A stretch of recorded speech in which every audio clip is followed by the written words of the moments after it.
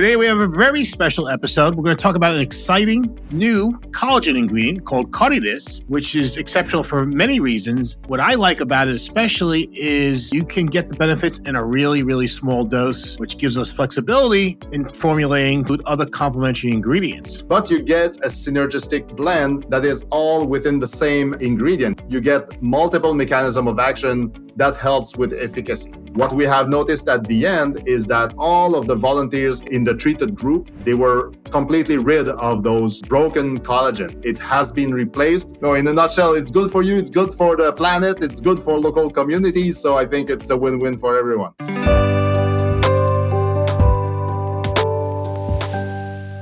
Hello, everyone, and welcome to this week's episode of the NatureCity podcast. I'm your host, Pradelli. I'm also the CEO and co-founder of the company, having started NatureCity over 20 years ago with my wife, Beth. And since then, it's been our privilege to have served over 500,000 Americans by offering them the best supplements we can make. Today, we have a very special episode. We're going to talk about an exciting it's new to me anyway, collagen ingredient called Cartidyss, which is exceptional for many reasons. But what I like about it especially is you can get the benefits in a really, really small dose, which gives us flexibility in formulating to include other complementary ingredients. Joining me today to discuss Cartidyss is Jocelyn Bérubé. We welcome him back to the podcast. He is the Executive Vice President for Scientific and Regulatory Affairs at innoVactiv, who is a distributor of Cartidyss. Jocelyn, how are you? I'm doing well. Thank you very much for having me, Carl, again. My pleasure. So Jocelyn, let's just jump into it. And let's start by discussing, what makes Cartidyss different from other collagen ingredients that are found in supplements.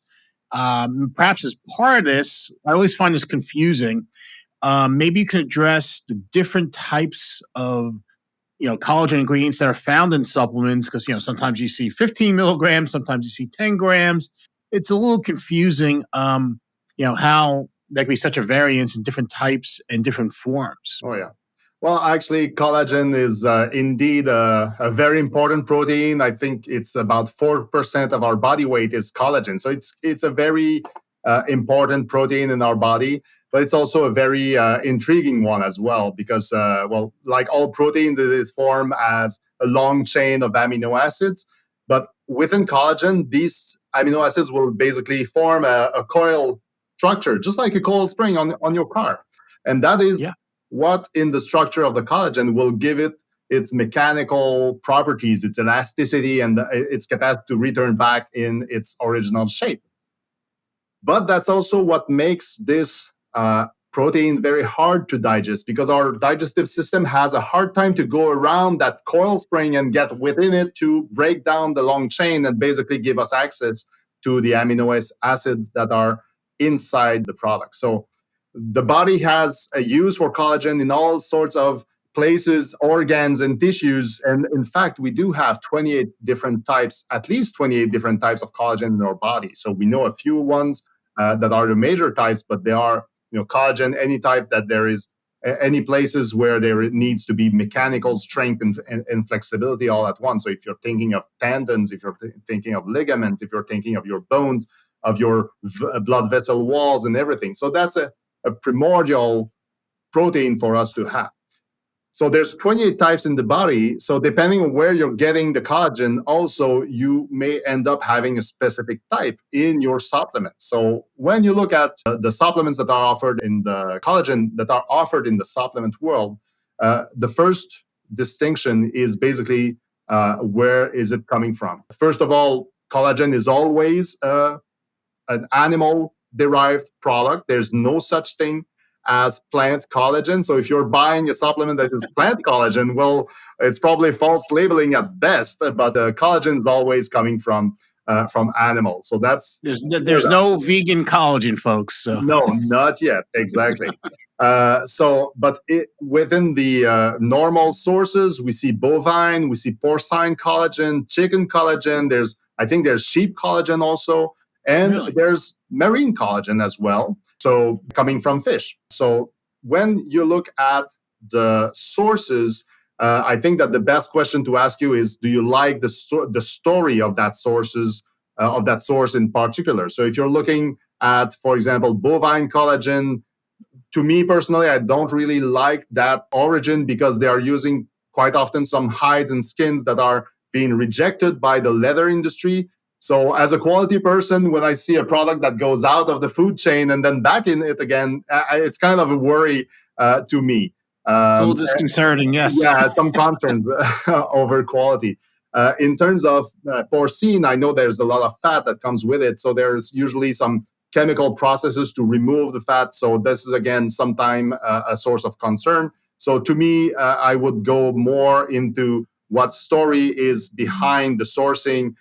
In terms of marine collagen, for example, most of them are derived from skin, discarded skin of fish. In the case of Cartidyss, we're not using skin. We are the only company that is actually extracting collagen out of fish cartilage. So this is all upcycled fish cartilage. So when we looked at, obviously, the different provenance, the different type of byproducts that you're using, if you're using a product that is coming from skin, then you'll get more type 1 and type 3 collagen from that source. If you're using a product that is coming from cartilage, you may end up having more type 2 collagen because this is the prominent form of collagen in those tissues. So, Jocelyn, that actually brings up a good point that I want to get your opinion on. Since the collagen for supplement purposes is being hydrolyzed, and folks, what we mean by that, the protein is basically being chopped up into peptides, into different pieces, a peptide being more than one amino acid. Does it matter so much what you start with? Used to be type 1 was more for skin, type 2 is more for joints.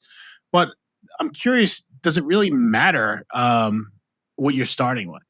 No, in fact, it is when you're breaking down that long chain, that long coil of the collagen molecule, you're actually ending up with peptides that have a very high degree of similarities, regardless of if you're starting from type 1, 2, or 3 collagen. So that distinction between types of collagen really reduces drastically when you're looking for peptides. So the critical aspect for your source of collagen should be, first of all, do you like the story behind the sourcing? Second of all, is it hydrolyzed or not? Because that's where you'll see the most dramatic improvement in terms of functionality for your collagen. So as I mentioned, we don't have a very good capacity to digest. So if we have a process that makes the digestion for us, that will help drastically in terms of absorption rate, in terms of efficacy, and in terms of your satisfaction also using the product. If you're looking, for example, at Cartidyss, our process is actually able to break down collagen to a very, very low size of peptides. About 48% of the peptides that we generate are 5 amino acids or less, and about 85% are less than 10 amino acids. So it's a very extensive and thorough hydrolysis process, and we make all of that using only plant-based enzymes. So it's really a very clean process without any chemicals, and it makes the Cartidyss, very easy to digest and obviously much more effective. And one of what I believe to be the differentiating points of Cartidyss is it's not only collagen, right? It also, because you're getting it from the cartilage of the fish, it also naturally contains other GAGs, glycoaminoglycans, which are like chondroitin, glucosamine, hyaluronic acid. For hair and skin specifically, and you could talk about joints too, I guess, how does this help a consumer and provide, maybe incremental benefits or synergistic benefits compared to other collagen ingredients? Yeah, there's actually, existing literature besides the one that we have created for Cartidyss that show that these glycosaminoglycans can support the health of skin and hair. And of course, joint is traditional application for these GAGs. But I would say there still needs to be additional research. The fact is that currently the research has been heavily directed towards joint health. That is we don't find a lot of research currently on skin and hair benefits, for example, on glucosamine or chondroitin. Hyaluronic acid, for example, has been tested in beauty from within application. It shows up that it can help bring up skin moisture. It can also help increase the survival and proliferation of fibroblasts. So those are skin cells within our dermis that will promote and product the extracellular matrix, the fibers of cartilage, of collagen and elastin that will support the skin structure. So obviously, if you have a dry scalp, for example, hyaluronic acid can help support hydration. That would have some implication for your hair. So if you're looking more at glucosamine, this is actually the building block by which the body uses to make other glycosaminoglycans. So in terms of mechanistic support, we know that there's glycosaminoglycans, for example, very high concentration in the hair follicle itself, and that content varies throughout the cycle of the hair growth. So there could be some structural roles for glucosamine that would go outside of the typical joint care supplements, but this is still something that needs to be explored in a pure form, pure glucosamine. Sure. Now, one of the impressive, as I mentioned at the outset, one of the impressive features of Cartidyss is you can improve, at least your research has shown, you can improve the look of skin and hair with really a small daily dose of just 500 milligrams. Other research I've looked at, generally you need like 2.5 grams, 2,500 milligrams. So it's far less than some of the other collagen ingredients out there. How can, we have a culture where we always think more is better, right? But how can Cartidyss work so well with just a 500 milligram daily serving size? Well, I like that. More is better is always a good sentence, but I would say here we're trying to make it better. So better should be better, and that's it. And rather than having more of a so-so ingredient, let's have it in a better way, in a better format. My take on that is that Cartidyss actually, covering some of the topics that we have already discussed, it's easy to absorb, very easy to absorb, because we're taking care to break down that long collagen coil into free amino acids and small peptides that are less than 10 amino acid in length. So that makes it a lot more bioavailable and absorbed very quickly by the body. There's obviously the other synergistic constituents that are all naturally occurring in the cartilage. So you mentioned chondroitin sulfate, glucosamine, there's hyaluronic acid, there are minerals in there as well. But you get a synergistic blend that is all within the same ingredient. So within a single ingredient, you get multiple mechanism of action that helps with efficacy. So the product is really better absorbed than other forms of collagen out there. Plus, we also have all of the data to support the bioactivity, the efficacy, and the impact of the use of the product on the signs of aging, including mechanism of action data. So that's, I think, in a nutshell, sums up what is distinctive about that dosage and how we can achieve that. So when you have these collagen peptides, they're hydrolyzed from the native collagen to these smaller pieces, are they actually like just stimulating the body to go into collagen production mode, or what exactly is happening in the body? Yeah, that is one of the elements. The collagen peptides being obviously absorbed. This is not collagen that is getting from the food, from the supplement into the skin directly. You have to go through all of that resynthesis process. But what is believed to be happening is that collagen fragments are produced also as part of the normal turnover of collagen in the skin. And what triggers collagen production is the presence of collagen fragment, because that means there has been some refurbishing, breakdown of collagen in the vicinity of the cells. And that is a positive signal for them to start building up again. So when we have those peptides, this is basically moving and migrating in the bloodstream towards the cells, and that triggers them to make all sorts of new structural fibers. We have data on collagen, but we also have data from our mechanistic study on elastin. So there's stimulation not only for collagen, but also for elastin as well.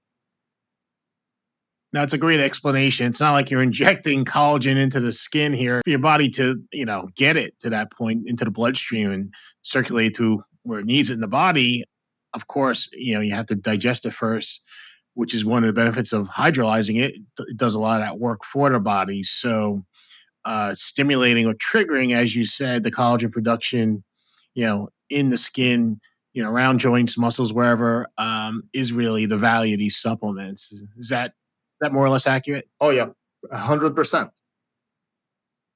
So, want to get into the impressive research findings with Cartidyss, but before we do that, you mentioned the importance of caring about where your collagen is sourced from, and I know there's a very impressive story here with Cartidyss and where it comes from in France, and the purity and the quality control you guys use to make sure it's a top-notch ingredient, and may even just tell us a little bit how it was developed and how long you guys been at it to make it so unique. Of course. Well, Cartidyss, as you mentioned, is derived from fish, but it's more specifically derived from skate cartilage. So all coming from the region of Brittany in France. So obviously, skate is first caught is primarily caught for use as a food, but half of its weight is composed of cartilage. So the process that we have implemented involves mechanical cleaning of the cartilage and then freezing on site. So there's very little waste that is generated. Everything that is cleaned off of cartilage is obviously valorized as food. But then we're using the thawed cartilage and with the plant enzymes to basically do that full hydrolysis. So we're not extracting the collagen from the cartilage and generating another byproduct. We're really upcycling the whole cartilage entirely in that process, because we're not separating anything at the end. So we're really hydrolyzing with enzymes in a water-based extraction medium. And then once the hydrolysis is completed, there's a simple process of drying. So that is the process. This is a water-based, no chemical additive. And then we're ensuring that every batch of product meets the strictest requirements in terms of contaminants, in terms of microbial quality. So basically, it can be safely used by anyone. In terms of sourcing, in terms of story behind the product, the manufacturer of Cartidyss, which is called Abyss Ingredients, they started with the mission to upcycle fish byproducts within their own region in Brittany, France. This is an area where there's a huge skate fishing industry, but this is a skate population that is actually very healthy because they have implemented modern fishing practices and management of the resource. And this is all done under the supervision of the French Marine Institute called Ifremer. So basically, at the beginning of that whole process, they started with, I would say, more basic upcycling product from the skate cartilage. There was fish meals, and there were other types of powders that they were making.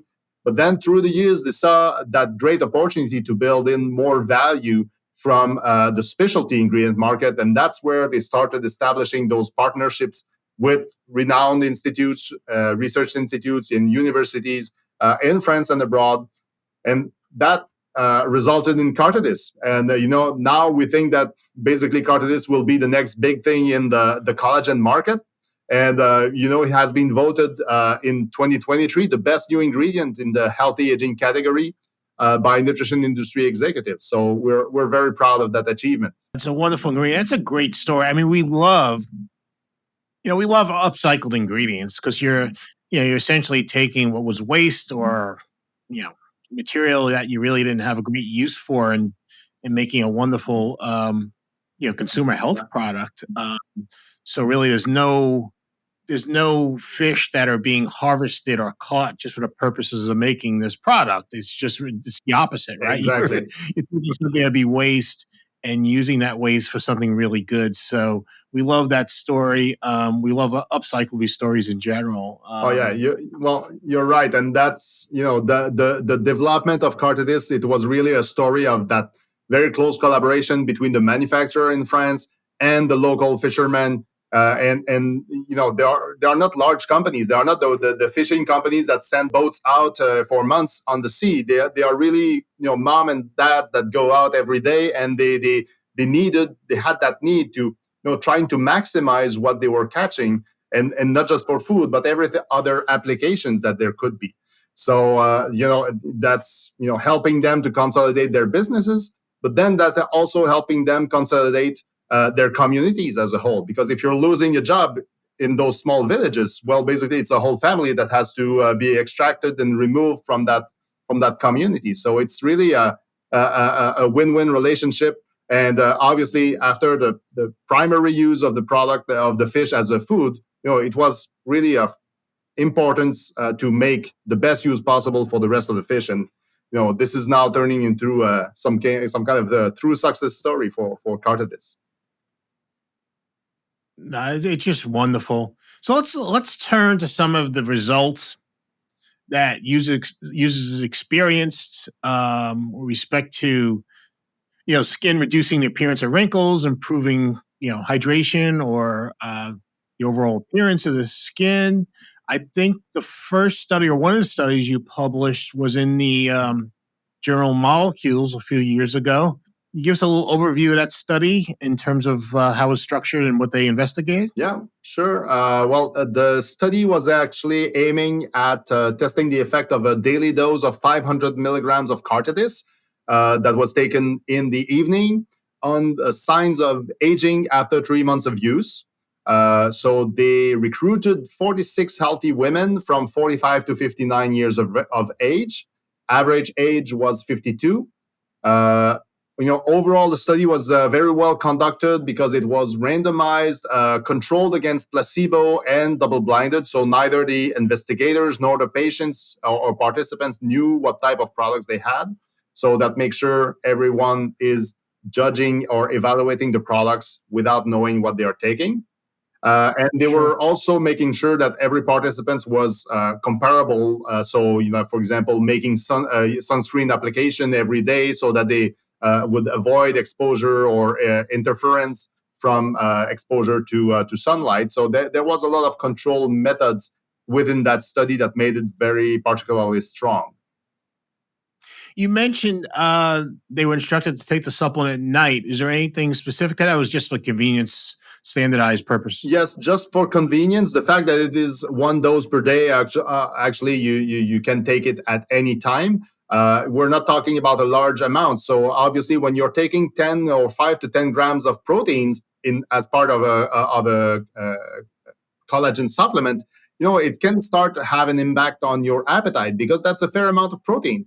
With Cartidyss, this is not something that you expect. So you can take it before meals or you can take it at night. In this case, they had to pick one, so they chose to go at night. Fair enough. So obviously, women and men in their 50s, are interested in reducing the appearance of wrinkles. So maybe we'll start there. What were the results with Cartidyss?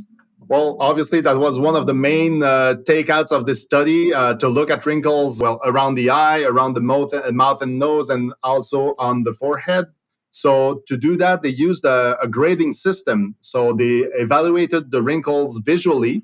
That was all done by a trained dermatologist, and they had to grade the wrinkles from 1 to 5. So 1 is a baby skin, and 5 would be more prominent wrinkles visible. So the average score was actually reduced by 31% around the mouth and nose area. So that was very significant. They had a 26% reduction in the crow's feet area and a 14% reduction on the forehead after 90 days. So in terms of reduction of wrinkles, definitely something that you can see, and there's before and after pictures and everything. So it's really something that is very strong as an impact from that clinical study. So you said 31%, and I guess that's this area here, that fold, that crease between the fold there. Yeah, exactly. That sounds like a pretty high number. I don't know. I've seen that with other collagen ingredients. Is that Is that your understanding too? That's my understanding too. This is actually very strong results. Well, obviously the behavior may be the same everywhere, so you have that overall rejuvenation effect on the skin. Obviously, the statistics and the methods made it fall to a significant level for the mouth and nose as well as the crossfeet area. The reduction on the forehead was not significant. It was 14%, but that didn't reach significance compared to the placebo. Yes. It sounds like, right? So, yeah, no, I mean, really impressive. And that was 90 days, you said, or 60 days? 90 days. 90 days. 90 days. Now, I know, I remember from reading the study, they also used some high resolution imaging technology to do a couple things, but including measure the density of the dermis layer of the skin, which I think is the layer right beneath the epidermis on the outside.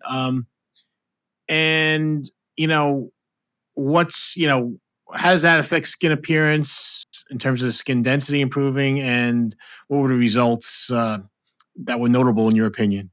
Well, the results were fabulous. Actually, when you look at skin density, you're talking about what exactly? You're talking about the fibers, the fiber networks, the proteins that will support the skin structure. So this is really the collagen network, the elastin network, and that's what we need to promote.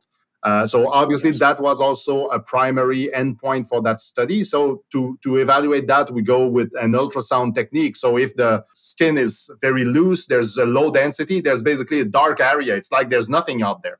Whereas if there is a very high density network of proteins, then the ultrasound will basically rebound back or bounce back and give a signal, give a high density signal. So what we were able to obtain in this clinical trial is that the use of Cartidyss induced a 38% increase in skin density compared to placebo. So there's actually that can convert into 38% more fibers, more elastin, more collagen fibers that will help support the skin structure. And that same probe, that same ultrasound probe, also looked at dermis thickness, which is a sign of hydration. So density is one part, but thickness is the second part. And in this case, we saw a 10% gain in hydration, but there was a 12% decrease in the placebo group. So in terms of the net gain, it's about 22% gain of hydration with the use of Cartidyss in this clinical trial. Now, that's another impressive result. So if I understood you correctly, you have the density, which is just measuring the number of fibers present in collagen and elastin fibers. Is that accurate? Yeah, that's to sum it up. Yes, this is basically what supports the cells. Okay, and then you have the thickness of that network, essentially, which helps lock in the moisture. Is that the way to think about it? Well, the dermis will actually have components like GAGs that will capture water as it is traveling through the skin. The more GAGs you have, the more you have capacity to capture that moisture and to have a better hydrated skin. So obviously, promotion of GAG is one of the features. But then what we observe as a result is that those GAGs, when they are hydrated, they swell and they gain volume, and that's where you have that increased thickness because you have that swollen glycosaminoglycans because they have uptaken some water and they are now like a full sponge and rather than a dry one within the skin. And again, for the viewers, remember the GAGs, we're talking about things like hyaluronic acid and the chondroitin, glucosamine. Those are the things that help contribute to the hydration of the skin. I would imagine, I don't know if you looked at this, I can't remember, but did you look at skin smoothness and texture in this study? Yeah, we actually looked more at pore size, for example. So that's a very important aspect of skin surface appearance. So to evaluate pore size, it was actually all done by an automated software that would look at imaging and finding the outline of the pores and be able also to count how many pores of which size category they are. So what we have noticed is that there was a very great diminution of large pores in the treated group. So 19% less large pores in the treated group.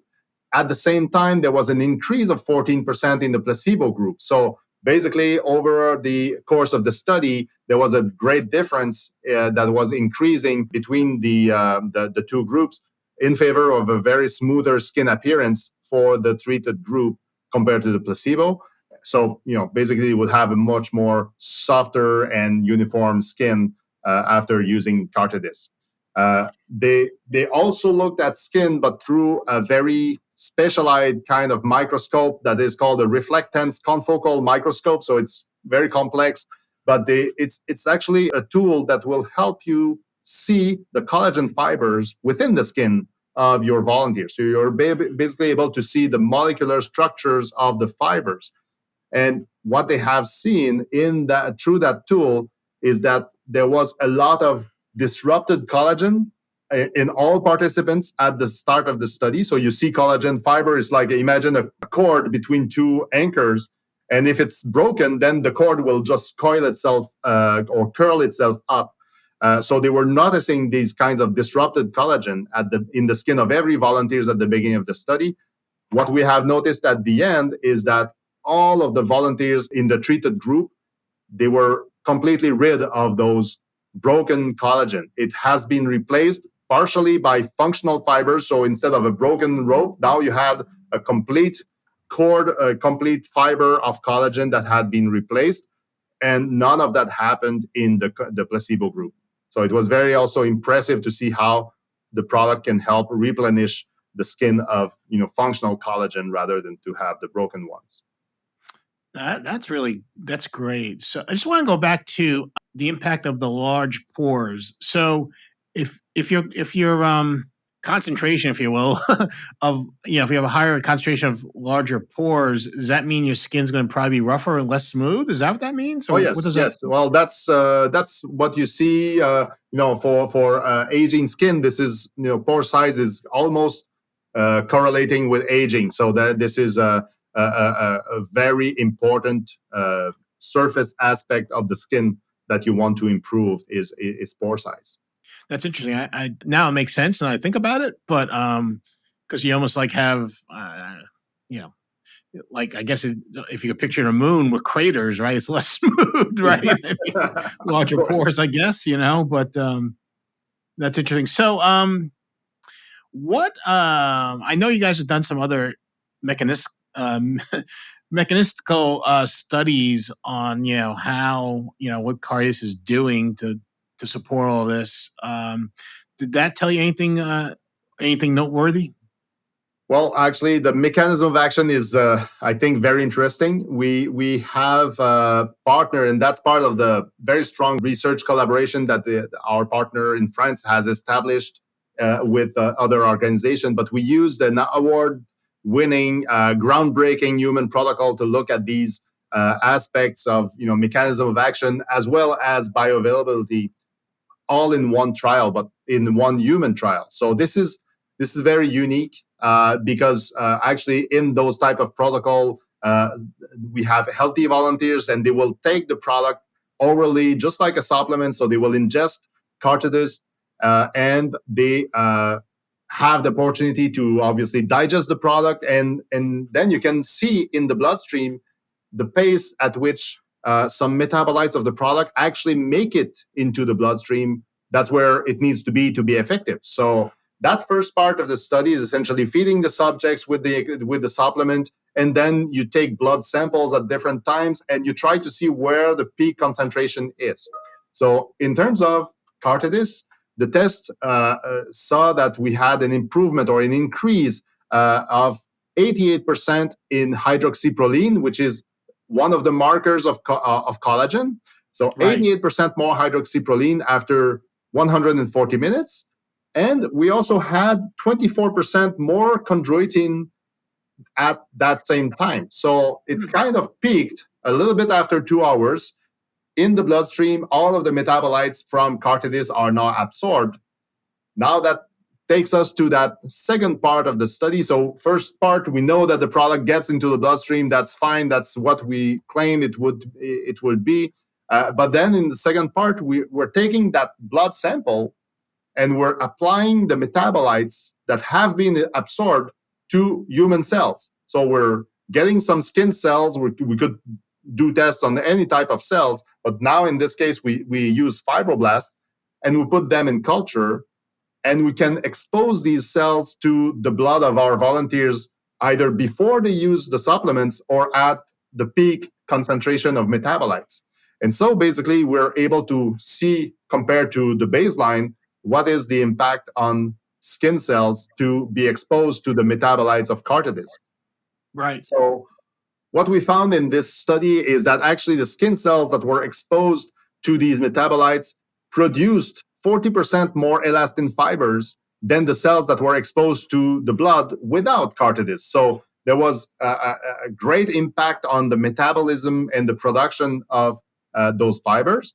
And obviously, there was also an impact on hyaluronic acid production. So there was a 5.5% increase in hyaluronic acid production. So in terms of hydration gain, for example, that's what we also show here in terms of mechanistic support. So this is all, showing how we can help improve the skin turnover, help improve the skin support. Just want to make sure I understood that last statistic. You said on the hyaluronic acid, was it 5% increase or 5 times increase? So 5.5% increase, not 5. 5.5% increase, yeah. I said 5 times sounds like a lot. Yeah, that would have been out of this world. Yeah. So that first study, obviously really impressive with folks who I still consider very young, in their 50s, average age. Jocelyn, I don't know about you. I think those are really young people, but yeah, sadly, we're getting there. Yeah. So you also did a consumer study. So the point I'm leading into here is you don't have to wait to your 50s to benefit from Cartidyss, right? Of course. Probably the sooner you start, probably the better. And I know you guys did a consumer study, which involved 75 French women who were younger, between the ages of 25 and 50, if I have that correctly. Obviously different than a controlled environment where you're doing a placebo-controlled randomized study. But I think the findings were pretty similar to the published study in Molecules. And it was interesting. There was also some very notable effects that were reported for not only skin, but hair and nails too. Yeah. So what were, your opinion, really, the key takeaways from this study?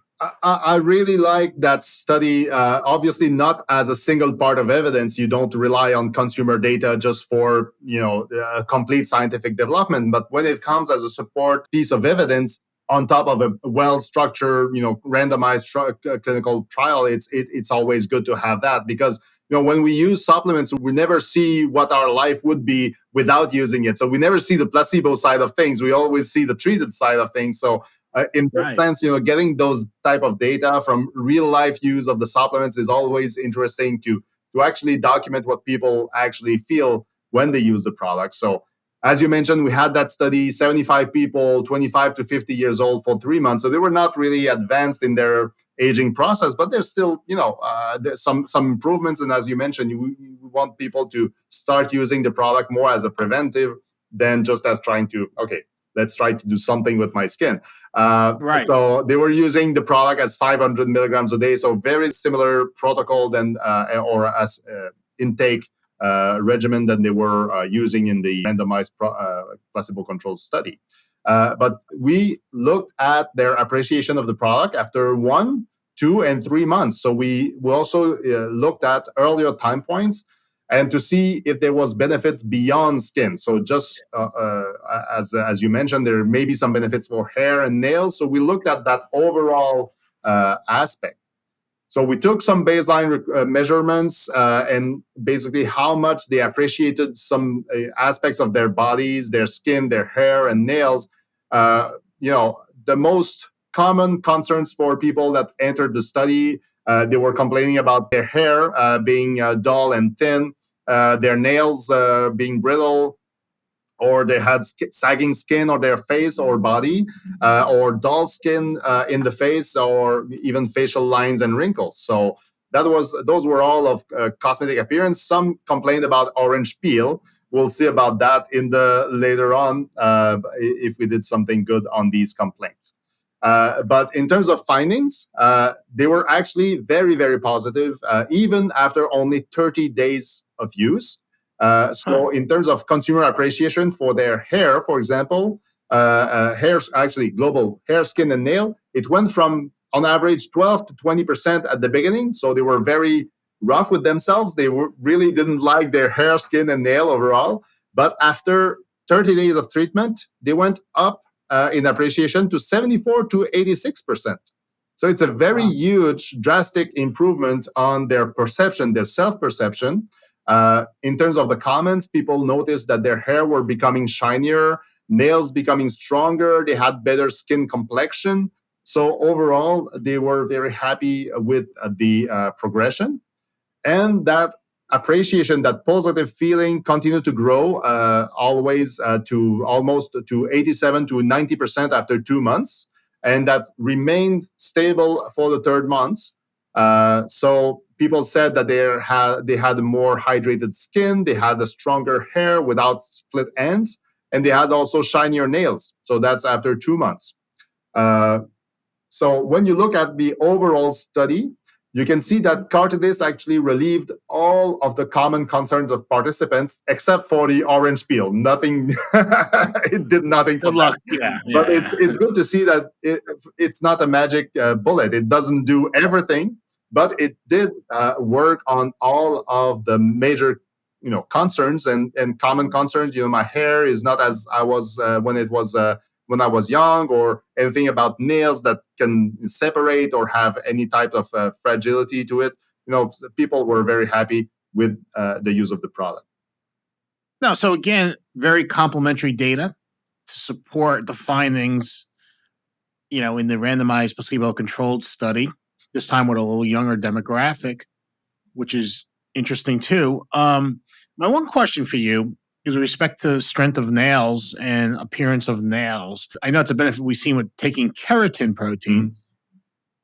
Has that been something seen a lot with collagen too? I just can't recall. I haven't looked at collagen on a specific aspect for nails, but I saw that some supplements that can help support the strength of the fibroblast network can also support their production of keratin. So that could be some elements to bring to that.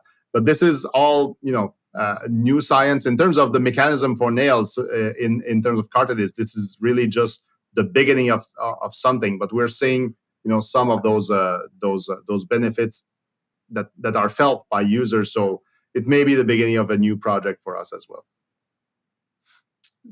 Yeah, no question. So one of the things I was going to ask you, which you kind of addressed it, but we'll just summarize it again. I was curious in terms of how long it takes to start seeing benefits with Cartidyss. And then, usually when you start, it's not the end. The results typically improve with continued use. Certainly you would hope also you sustain some of those benefits too. Yeah. So I guess, how would you summarize that? Well, there's obviously a strong support for using it, for the full period of 90 days. You get the full benefits and you get the full experience from using the product. But what we get from consumer data is actually that you start to see those results earlier. And, it's not surprising after 30 days because this is the actual skin renewal rate. So at a young age, in the mid-20s or 30s, you have that skin renewal that happens almost once per month. Obviously, this is starting to slow down, and as we age, the rate of renewal may be slowing down. So if you're 60, you may need to use the product for 2 months before you start to see this, because the time that your skin cells will renew is slowing down to about 2 months.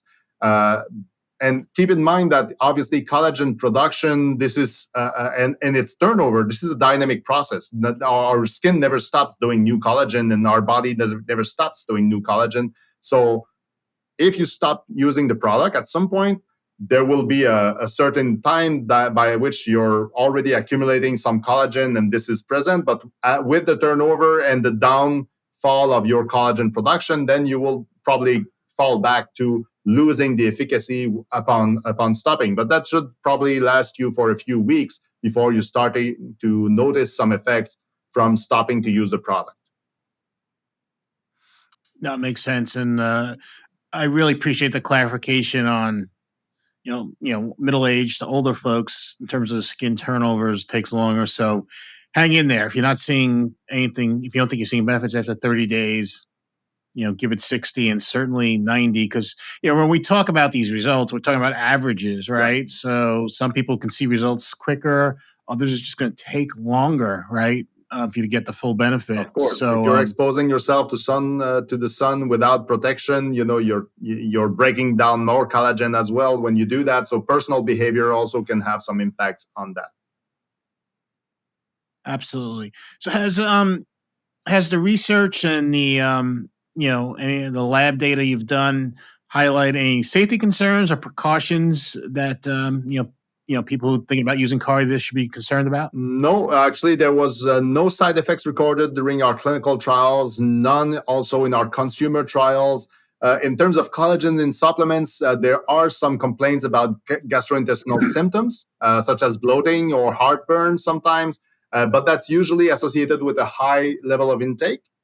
So obviously, we have a very low effective dosage, so that is another advantage of choosing Cartidyss, because you're less likely to have those types of side effects because you're using a much lower dosage, and the product is also very easy to digest, easy to absorb. So we think that all in all, there is absolutely no challenge or no risk for side effects. The only limitation, in my perspective, is because it is a fish-derived collagen. Obviously, if someone is allergic to fish, they should not be consuming this product. I know your labels will show the presence of fish. There's no worry about that. But obviously, that would be my sole contraindication for people that would be allergic to fish. No, it's great advice for sure, and appreciate the detail on that. We covered a lot. What else should consumers know about Cartidyss that we may have missed? I don't know. Well, I think that Cartidyss actually packs in a lot of impact for a very low dose product. If you're looking for something that is convenient, that is effective, this is definitely the product to go with. I think there's a lot of advantages of using our product over other collagen. It's more practical, but the fact that it is hydrolyzed to small peptides, it enhances bioavailability and digestibility. It's more effective, and it's making sure that you don't risk any digestive upset.